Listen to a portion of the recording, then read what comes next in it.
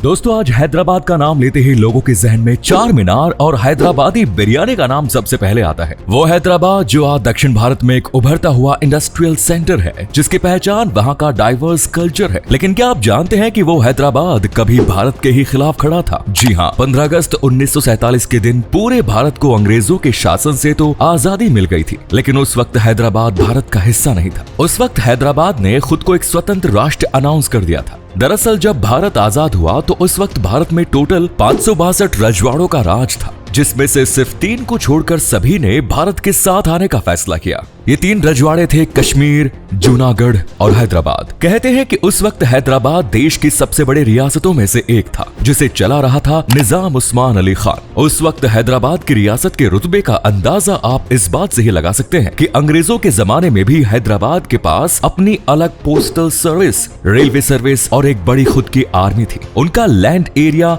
82,698 square mile था, जो कि फिलहाल के इंग्लैंड और स्कॉटलैंड के लैंड एरिया से ज्यादा है। ऐसे में एक बार सोचकर देखिए कि उस वक्त हैदराबाद रियासत आजाद भारत के लिए कितनी इंपॉर्टेंट रही होगी। लेकिन यहाँ तो मुसीबत ये थी कि निजाम ने यह साफ कर दिया था कि वो ना तो पाकिस्तान के साथ जाएंगे और ना ही भारत के साथ। निजाम हैदराबाद को एक अलग देश बनाने की मांग पर अड़े थे। उन्होंने ये तक कह दिया था कि अगर जरूरत पड़े तो वो भारत पर हमला करने के लिए भी तैयार है। निजाम के इस कड़े रुख के बाद आजाद भारत के पहले प्रधानमंत्री पंडित जवाहरलाल नेहरू और उनके मंत्रियों के लिए भी ये बात बहुत चिंता का विषय हो गई। एक तो कई वर्षों की लड़ाई और अनगिनत कुर्बानियों के बाद आजादी मिली, उसके बाद भी ये परेशानी। अब क्योंकि पंडित जवाहरलाल नेहरू को ये सब मालूम था कि निजाम की ताकत कितनी है और वो क्या चाहते हैं, ऐसे में उस वक्त सरकार भी कोई ठोस कदम उठाने से हिचकिचा रही थी। ऐसे में सरकार के पास हैदराबाद को भारत का हिस्सा बनाने के सिर्फ 2 ही ऑप्शन थे। एक तो ये कि वो बैठकर शांतिपूर्वक निजाम से बात करें, या फिर दूसरा ये कि भारत सरकार हैदराबाद रियासत के खिलाफ सैन्य कार्रवाई करे। अब इतिहासकार बताते हैं कि उस वक्त इन दोनों ऑप्शन पर भी भारत सरकार के अलग अलग रुख थे।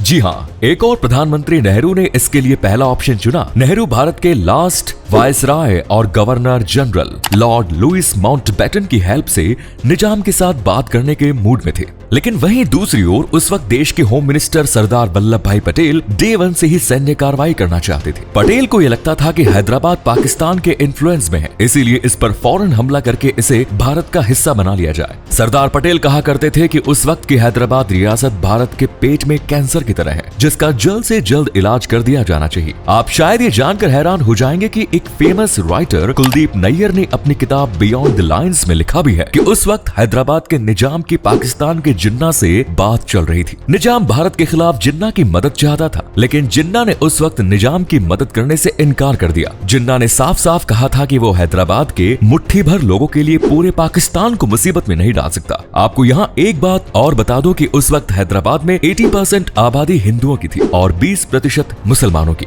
लेकिन अल्पसंख्यक होते हुए भी उस वक्त हैदराबाद के पूरे प्रशासन और सेना की हाई पोजीशन पर सिर्फ मुसलमान ही थे। इतिहासकारों की माने तो हैदराबाद के निजाम उस वक्त बातचीत के बाद हैदराबाद को भारत में शामिल करने के लिए राजी हो सकते थे। लेकिन एक शख्स था जो निजाम को भारत के खिलाफ भड़काता जा रहा था, और वो शख्स था कासिम रिजवी। कासिम रिजवी हैदराबाद के हजारों कट्टरपंथी मुस्लिम रजाकारों का प्रमुख था। वो नहीं चाहता था कि हैदराबाद भारत का हिस्सा बने। एक किताब में ये भी लिखा गया है कि कासिम रिजवी की वजह से ही निजाम भारत विरोधी बन गए थे, और उस वक्त 20,000 रजाकार निजाम के साथ भारत के विरोध में खड़े थे। जबकि हैदराबाद की सबसे ज्यादा आबादी वाले हिंदू दिल से ये चाहते थे कि हैदराबाद भी आजाद भारत का हिस्सा बने। कहते हैं कि कासिम रिजवी की जिद की वजह से हैदराबाद को दंगे देखने पड़े। हैदराबाद रियासत में कई लोगों की जानें भी गई। 22 मई 1948 के दिन जब एक ट्रेन में बड़ी संख्या पर हिंदू सफर कर रहे थे, तो गंगापुर स्टेशन पर उन पर रजाकारों ने हमला बोला। उस हमले में कई लोगों की जानें चली गई, जिसके बाद पूरे भारत में सरकार की आलोचना होने लगी। लोग कहने लगे कि आखिर भारत सरकार हैदराबाद को लेकर इतना नम्र रुख क्यों अपना रही है। कहते हैं कि इसके बाद सरकार ने मन में तो पूरा बना ही लिया था कि वो किसी न किसी तरह से हैदराबाद को भारत का हिस्सा बनाकर ही रहेगी। इसके लिए वो लगातार कई कोशिशें करती जा रही थी। इसी दौरान एक वक्त ऐसा भी आया जब निजाम भारत सरकार की दखलंदाजी से परेशान हो गए और धमकी तक दे डाली कि अब वो पाकिस्तान के साथ चले जाएंगे। इतना ही नहीं, हैदराबाद के निजाम ने विदेशों से हथियार खरीदना भी शुरू कर दिया। इस बात का जिक्र निजाम के सेनाध्यक्ष मेजर जनरल एल एडरूस की किताब हैदराबाद ऑफ द 7 लॉव्स में मिलता है कि निजाम ने हथियार खरीदने के लिए एक बार उन्हें यूरोप भेजा था। कहते हैं कि सरदार पटेल ने एक बार खुद भी हैदराबाद रियासत के निजाम से ये रिक्वेस्ट की थी कि वो भारत के साथ आ जाए। लेकिन निजाम ने उस वक्त भी पटेल की रिक्वेस्ट को नकार दिया और एक स्वतंत्र राष्ट्र की मांग पर अड़ गए। जी हाँ, निजाम हैदराबाद को एक अलग आजाद देश के रूप में देखना चाहता था, लेकिन जब सरदार पटेल ने बातचीत का आखिरी दांव भी लगाकर देख लिया तो पटेल ने ये फैसला कर ही लिया कि अब सैन्य कार्रवाई ही होनी चाहिए। अब इसके लिए मीटिंग बुलाई गई। मीटिंग में आजाद भारत के सभी नेता मौजूद थे। इस मीटिंग में भारत के उस वक्त के सेनाध्यक्ष जनरल रॉबर्ट बूचर भी थे। कहा जाता है कि बूचर ने इस मीटिंग में सरदार पटेल के फैसले पर असहमति जताई। उन्होंने कहा कि भारत सरकार ये फैसला जल्दबाजी में ले रही है, इसका नतीजा बहुत बुरा होगा। बूचर को इस बात की चिंता थी कि अगर भारत ने हैदराबाद पर हमला किया तो हो सकता है कि पाकिस्तान की सेना इसके जवाब में कोई कार्रवाई करे, और उस वक्त भारत दो मोर्चे पर डटे रहने के लायक नहीं था। कहते हैं कि बूचर ने मीटिंग में इतना तक कह दिया था कि अगर इस मामले में उसके बात सुनी जाएगी तो वो अपने पद से इस्तीफा दे देंगे, जिसके जवाब में पटेल ने साफ साफ जनरल बूचर से कह दिया कि आप चाहें तो इस्तीफा दे सकते हैं। इसके बाद सरदार पटेल ने हैदराबाद के खिलाफ सैनिक कार्रवाई को अंतिम रूप दिया। 2 बार हैदराबाद में घुसने की तारीख तय की गई, लेकिन राजनीतिक दबाव के चलते इसे रद्द करना पड़ा। इसके बाद निजाम ने उस वक्त के गवर्नर जनरल राजगोपालाचारी से पर्सनली रिक्वेस्ट की कि वे ऐसा न करें, जिसके बाद इसे लेकर गवर्नर जनरल राजगोपालाचारी और नेहरू के बीच बैठक हुई और दोनों ने कार्रवाई रोकने का फैसला किया। फिर निजाम के रिक्वेस्ट लेटर का जवाब देने के लिए रक्षा सचिव HM पटेल और VP मेनन की बैठक बुलाई गई। इससे जुड़ी कहानी बड़ी ही मजेदार है।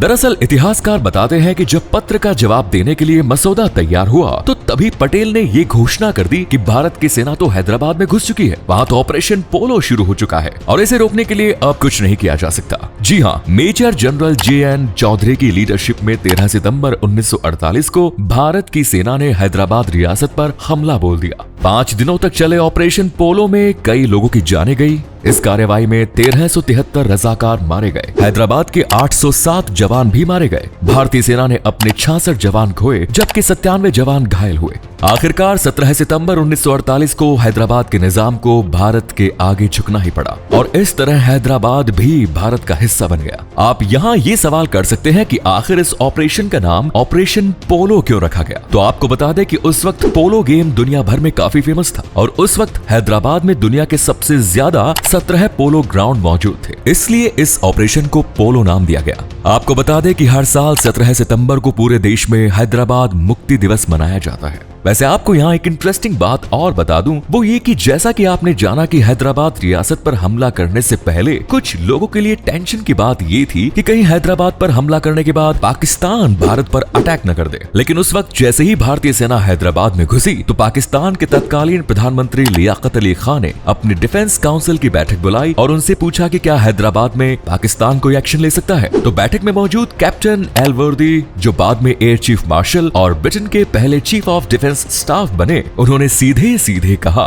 नहीं। इसके बाद लियाकत ने जोर देकर फिर से पूछा, क्या हम दिल्ली पर बम नहीं गिरा सकते? फिर एलवर्दी ने जवाब दिया, हाँ ये पॉसिबल है, लेकिन पाकिस्तान के पास टोटल 4 बॉम्बर है, जिनमें से सिर्फ 2 काम कर रहे हैं। इनमें से एक शायद दिल्ली तक पहुंचकर बम गिरा भी दे, लेकिन इनमें से कोई वापस नहीं आ पाएगा। बस फिर ऐसे ही पाकिस्तान ने हैदराबाद के निजाम की मदद से अपने हाथ पीछे हटा लिए। वैसे आपको यहाँ ये भी जान लेना चाहिए कि इंडियन आर्मी ने जब हैदराबाद पर अटैक किया तो उसके 2 दिन पहले यानी 11 सितंबर को ही पाकिस्तान के संस्थापक मोहम्मद अली जिन्ना का निधन भी हो गया था। तो दोस्तों, ये वो कहानी थी जिसे मालूम पड़ता है कि हैदराबाद को भारत का हिस्सा बनाने के लिए हमारे जवानों ने शहादत भी दी थी। तो हैदराबाद को भारत का हिस्सा बनाने में महत्वपूर्ण भूमिका निभाने वाले लौह पुरुष सरदार वल्लभ भाई पटेल जी को हमारा नमन। और आप भी कमेंट में उनके लिए नमन लिखकर सच्ची श्रद्धांजलि जरूर दें। जय हिंद।